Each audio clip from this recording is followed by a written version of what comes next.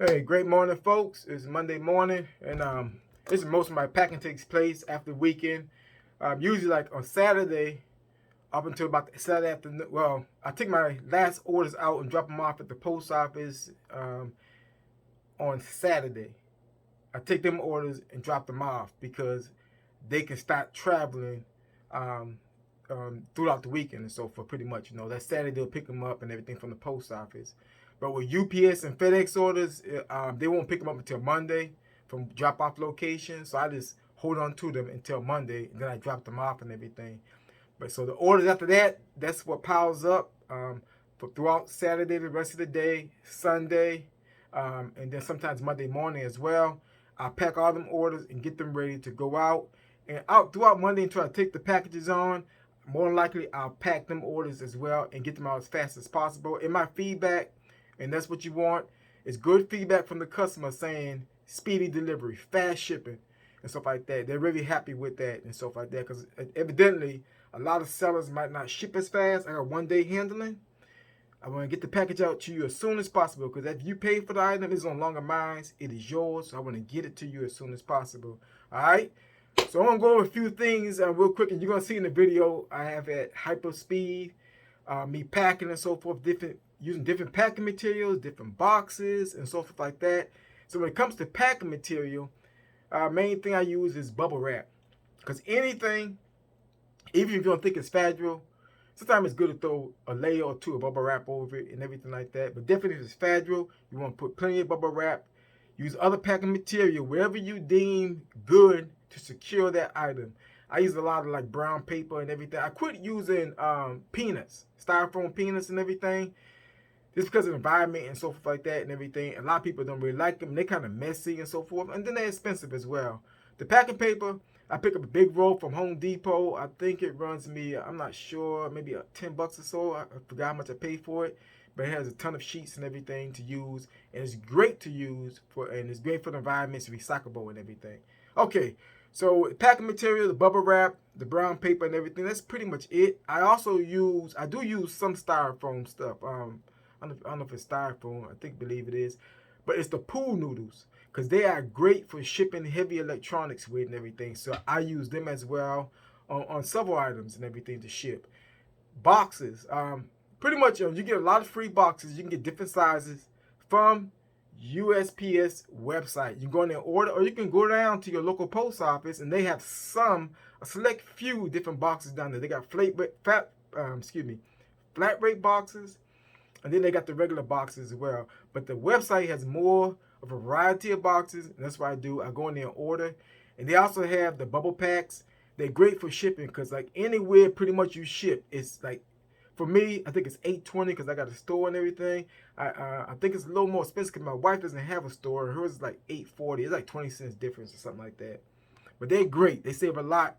You can fit all kind of stuff in there and everything. And it goes up to a pretty good weight, maximum weight and everything. So get your boxes from off of USPS. I also get boxes from Walmart. Walmart has different variety of boxes. They have like about, I want to say about 6 different sizes and so forth. There's pretty much 3 sizes that I use all the time, the bigger boxes and so forth. And they are great. They're inexpensive and everything as well. And then like you'll see in the video too as well. Like if you're using a box, sometimes I use like a used box, and sometimes have a label on it or have barcodes on it. It might be the box the item came in. So I always mark out with a black marker any barcodes and so forth like that and everything. I think there was explained before on the website. It might say on the website, USPS website, to do that and so forth. And you're really supposed to mark out anything on it, but I don't think that they trip off everything. But the barcodes, I do that, and I decide to have it and so forth. Self-adhesive labels, I use them. I order them off eBay. You can get like a pack of, I think it's like 200 labels, and like it's 2 per sheet and everything like that. You have to set when you're printing them off eBay, you got to set the setting on there so that it won't print the receipt side and take up the full label and stuff like that. But there's videos on YouTube how to do that and everything like that and so forth. I won't take all the time here to show you that, but do that and that'll save you the other half of the label so you can flip it when you finish the one side flip the labels over, and finish up the other side and everything and so forth. Self-adhesive labels. Some people just use paper and they tape the labels on there and everything. Self-adhesive labels kind of save time and stuff like that, and so I like using them, and they're not really expensive. Tape gun and stuff like that. I got the tape gun, I got the tape dispenser, I got two size tapes, I got the 2-inch set tape, and I got the other smaller tapes. Sometimes I use it for different things and so forth. For scale, when it comes to a scale, I like the one I got where you got the reader that pulls out. So if you put a bigger box on there and stuff like that, you can be able to pull out the reader and be able to see what the weight is and stuff like that without the scale being the box taking up the whole scale and everything. That's pretty much it. You'll see when I fold over the top or when I cut a box, I take a piece of the cardboard and use it as an edge kind of to go on and fold over the flaps and stuff like that. And that's chopping the box down and so forth like that and everything. And sometimes it'll save you weight and it'll make a difference in the cost. Sometimes it won't make a difference in the cost and so forth. No matter, you don't need to trim off a whole lot and everything because it's only they round it up to the next pound. So, but if it gets it up under a pound, another pound, then yeah, it makes a big difference and so forth. So here goes the hyperspeed video, and I'll talk to you on the other end. All right.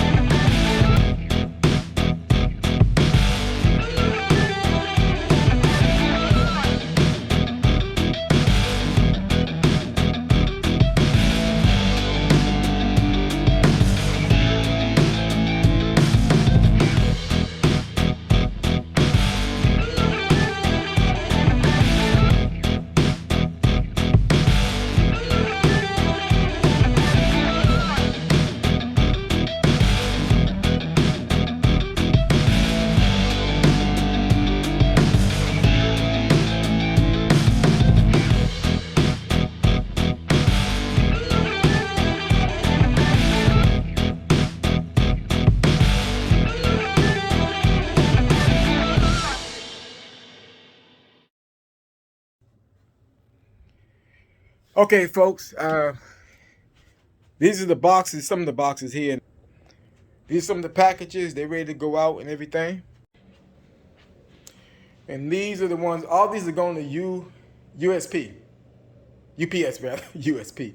UPS and stuff like that and everything. So I'll get them all and stuff like that. And right now, I'm going to just take me a little break, and then I'll get to posting. I went sourcing yesterday at the bins. I do the bins now and everything like that, and got me 3 big bags of items and so forth. I think yesterday was $3 a day at the bins and so forth. No, it was $4 a day. Yeah, it was $4 a day, something like that. So, yeah. So I'm gonna get all that, get that posted and everything like that, and I'll see y'all in my next video.